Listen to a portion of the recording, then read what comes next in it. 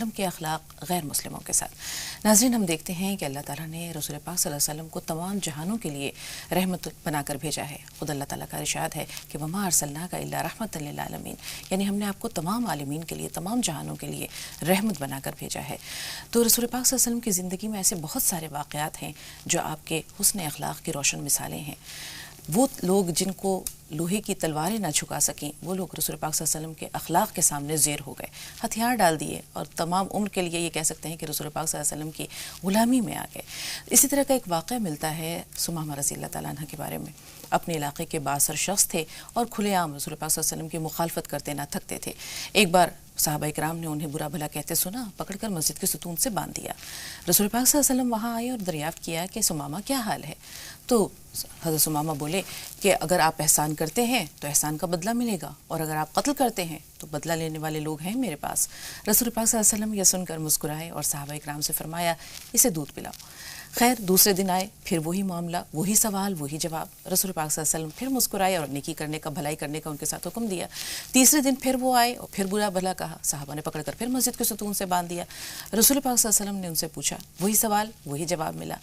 رسول پاک نے کہا صحابہ کرام سے کہ انہیں آزاد کر دو، چھوڑ دو۔ ثمامہ باہر گئے، غسل کیا اور رسول پاک صلی اللہ علیہ وسلم کے پاس واپس تشریف لائے۔ رسول پاک صلی اللہ علیہ وسلم نے پوچھا، ثمامہ ہم تو تمہیں آزاد کر چکے تھے۔ ثمامہ نے کہا کہ رسول اللہ، اس وقت تک انہوں نے اسلام قبول نہیں کیا تھا، انہوں نے رسول پاک کا نام لے کر کہا کہ آپ نے مجھے آزاد کہاں کیا، آپ نے تو مجھے عمر بھر کی غلامی میں لے لیا ہے، اور مجھے کلمہ پڑھائیے، میں مسلمان ہونا چاہتا ہوں۔ اور حضرت ثمامہ جو ہے وہ کلمہ پڑھ کر مسلمان ہو گئے۔ تو یہ تو ایک مثال ہے، ایسی لاتعداد بے شمار مثالیں ہیں جو تاریخ کی کتابوں میں بھری پڑی ہیں۔ آئیے مجاز صاحب کے پاس چلتے ہیں اور رسول پاک صلی اللہ علیہ وسلم کے اخلاق غیر مسلموں کے ساتھ کیسے تھے، آپ سے جاننا چاہیں گے مجاز صاحب۔ الحمدللہ رب العالمین والصلاة والسلام علی رسول الکریم وعلی آلہ واصحابہ اجمعین، اما بعد۔ اعوذ باللہ من الشیطان الرجیم، بسم اللہ الرحمن الرحیم۔ رب اشرح لی صدری ویسر لی امری واحلل عقدۃ من لسانی یفقہوا قولی۔ اصل میں جو آپ نے آیت پڑھی ہے اس میں قرآن میں اللہ رب العزت نے یہی بات کی ہے کہ اللہ کے رسول صلی اللہ علیہ وسلم تمام عالموں کے لیے رحمت تھے۔ جہاں جہاں اللہ رب العالمین ہے وہاں وہاں حضور اکرم صلی اللہ علیہ وسلم رحمت للعالمین ہے۔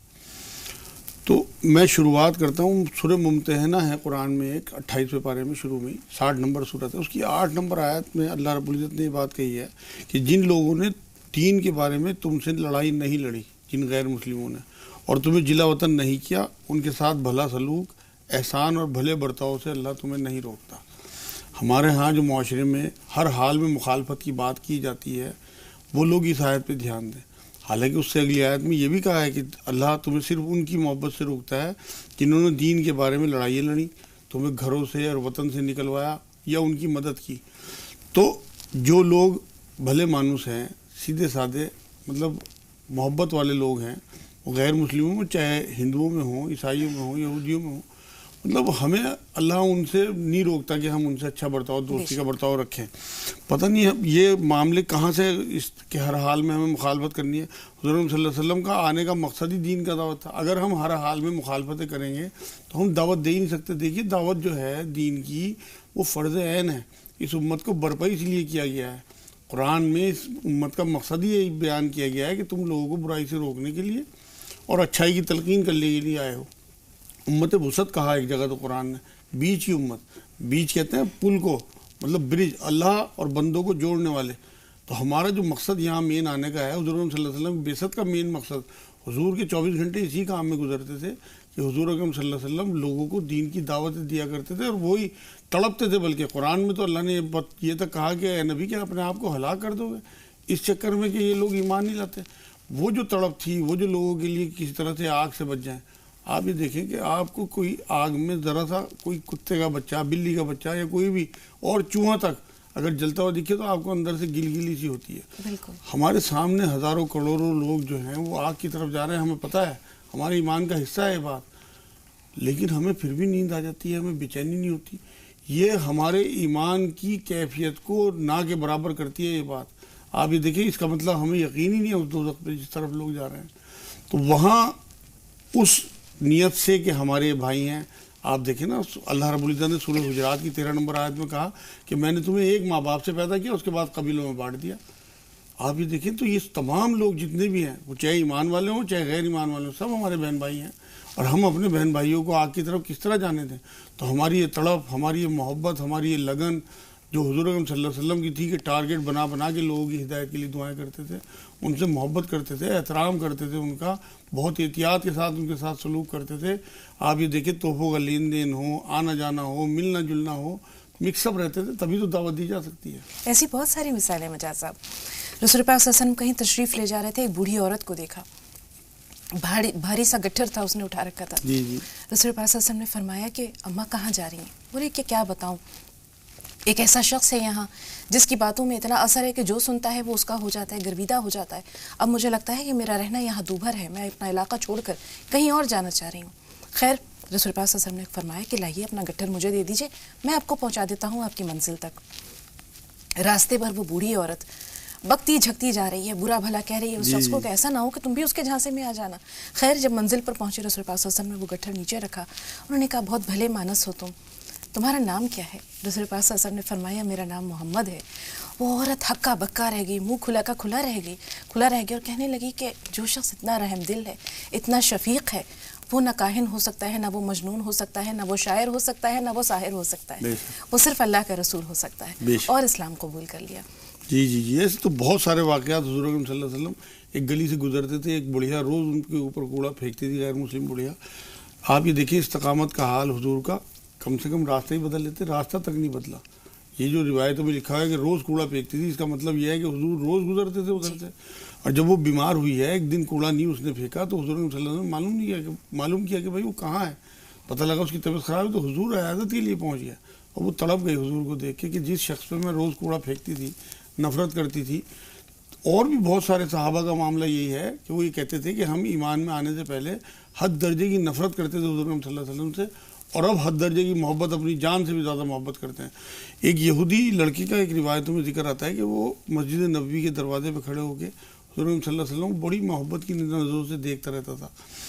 تو جب 2-3 دن وہ لگاتار نہیں آیا تو حضور صلی اللہ علیہ وسلم کو بے چینی ہوئی. حضور بھی اسے دیکھتے تھے کہ بھئی یہ مجھے دیکھنا آتا ہے روز. تو صحابہ کرام سے پتہ کیا کہ بھائی معلوم کرو کیا معاملہ ہے. تو اس کے گھر گئے تو پتہ لگا کہ وہ بیمار ہے. تو انہوں نے آگے حضور صلی اللہ علیہ وسلم کو آگاہ کیا کہ وہ تو اس کی طبیعت خراب ہے. تو حضور صحابہ کے ساتھ پھر اس کی عیادت کے لیے گئے. جا کے دیکھا تو وہ نزع کی سی حالت میں تھا، مطلب آخری اس کے لمحات تھے. تو حضور اس کے پاس بیٹھ گئے اور پھر اس کے والد سے کہا کہ میں چاہتا ہوں کہ یہ بچہ جو ہے کلمہ پڑھ لے. تو اس کے والد نے پہلے تو سوچا، پھر بچے نے بھی اپنے والد کی طرف دیکھا. تو والد نے یہ کہا کہ جو یہ ابو قاسم صاحب کہتے ہیں آپ وہ کرو. تو حضور صلی اللہ علیہ وسلم نے اسے بچے کو کلمہ پڑھوایا. دیکھیے صرف حضور سے محبت کی وجہ سے انہیں دیکھتا تھا اور حضور کو اس سے محبت ہو گئی تھی. روایتوں میں بات لکھی ہوئی ہے کہ حضور صلی اللہ علیہ وسلم نے اسے کلمہ پڑھوایا، فوراً اس کی ڈیتھ ہو گئی. اس کے بعد حضور نے اس کی جنازے کی نماز پڑھوائی. نماز پڑھ کے جب پلٹے ہیں حضور تو پنجوں کے بل چل رہے تھے. صحابہ کرام کو بڑا تعجب ہوا، اللہ حضور یہ کیا بات.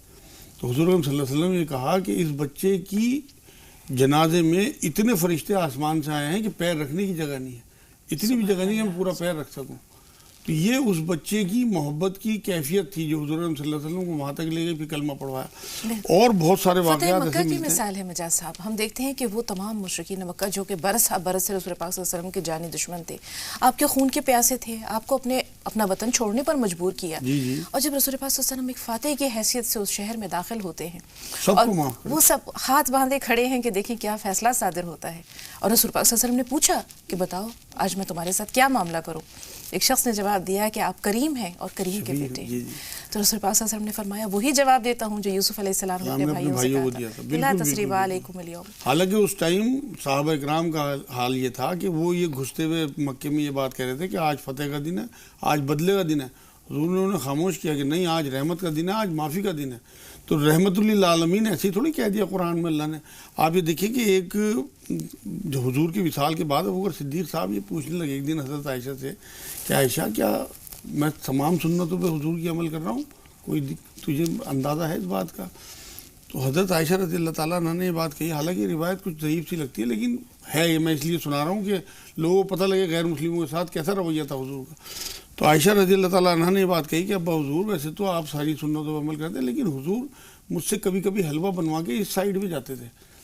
تو وہ انہوں نے پھر وہی سنت تھا کہ ان سے حلوہ بنوایا اور اس سائڈ نکلے. جا کے آگے دیکھا تو ایک کھنڈر نما بہت پرانی سی کوئی بلڈنگ تھی, وہاں اندر گھسے کہ یہیں آتے ہوں گے حضور. تو وہاں ایک بڈھا پڑا ہوا کرا رہا تھا, بہت ضعیف اور بہت بری حالت میں.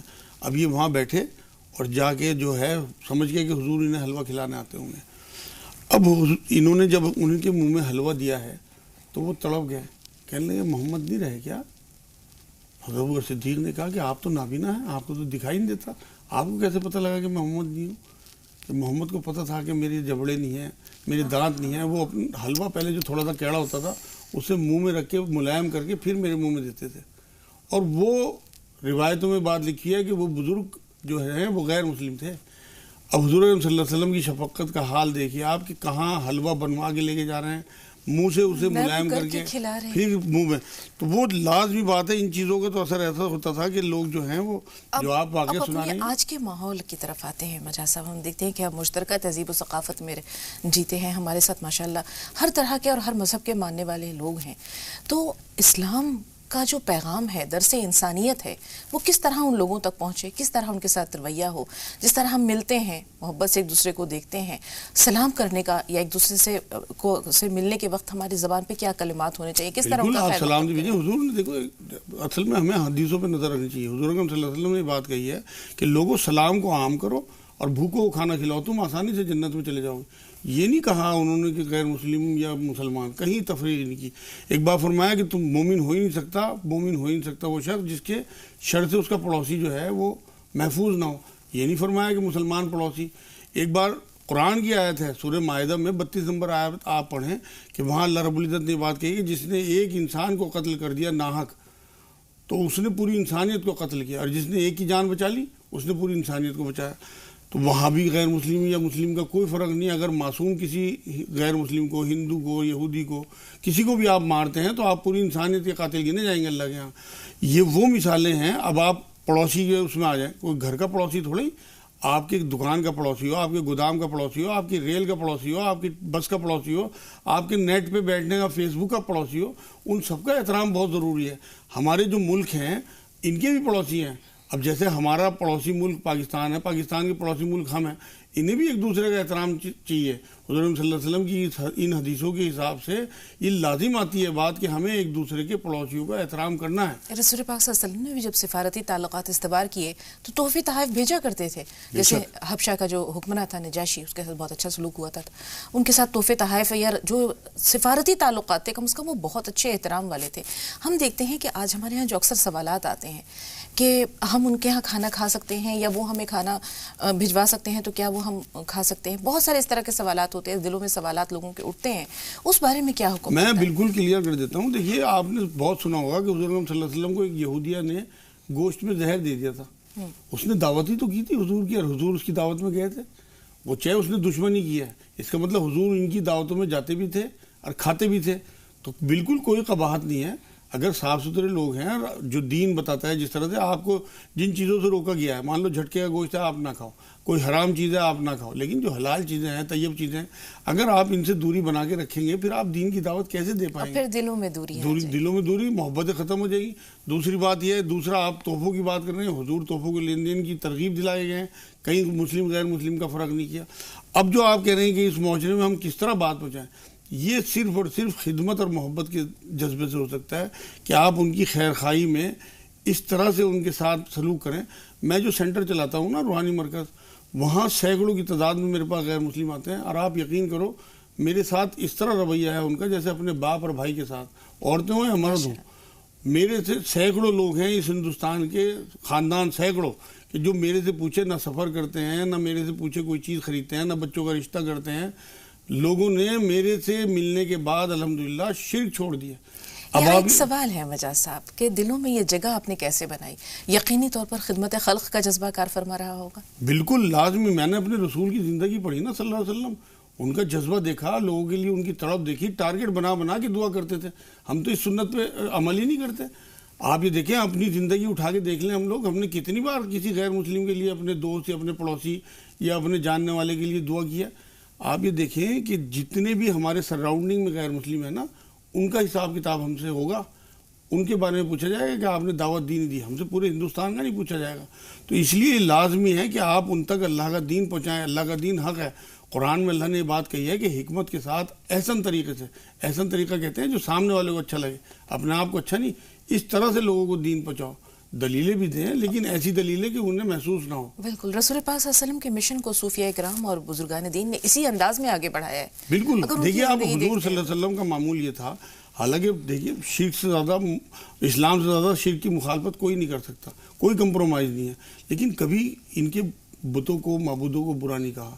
قرآن نے سورہ انعام کی 108 نمبر آیت میں یہ بات کہی ہے کہ تم ان کے خداؤں کو غلط نہ کہو ورنہ یہ تمہارے اللہ کو نادانی میں گالی دیں گے. آپ یہ دیکھیں کتنی احتیاط کی ہے.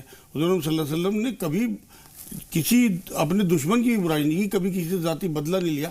ابو جہل اور ابو لہب کا نام آپ نے سنا ہوگا, کتنے بڑے دشمن تھے, حضور نے انہیں بھی کبھی برا نہیں کہا, کبھی لعن طعن نہیں کی, کبھی ان کے لیے بد دعائیں نہیں کی.